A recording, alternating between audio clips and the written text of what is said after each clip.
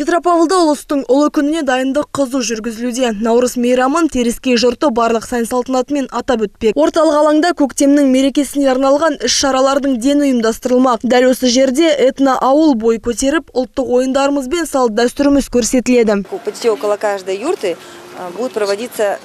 Наурыз мейрамында әр кигіз үйдің жанында түрлі салт-дәстүрлер өткізілетін болады. Шығармашылық ұйымдардың концерттері өткізіледі. Әрбір үй жанында қолданбалы өнер көрмесі және көптеген іс-шаралар өткізу жоспарлануда. Биылғы наурыз тұрғындар үшін орталық алаңда тігілген ең үлкен шаңырақпен есте қалмақ. 100 000 светодиодты шамдармен жасалған шаңырақты жасауға Астанадан арнайы мамандар шақыртылыпты.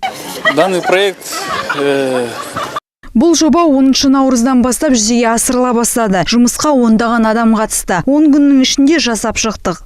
Бұдан бөлек мерекені ажарландыру үшін қаланың 8 қиылысында қызғалдақ гүлдер орнатылды. Светодиодтық шамдармен безендірілген көктемнің келгенін білдіретін ағаштар ұлттық нақыштағы мүсіндермен қаланың әр бөлігінде наурыздың келгенін байқатпақ.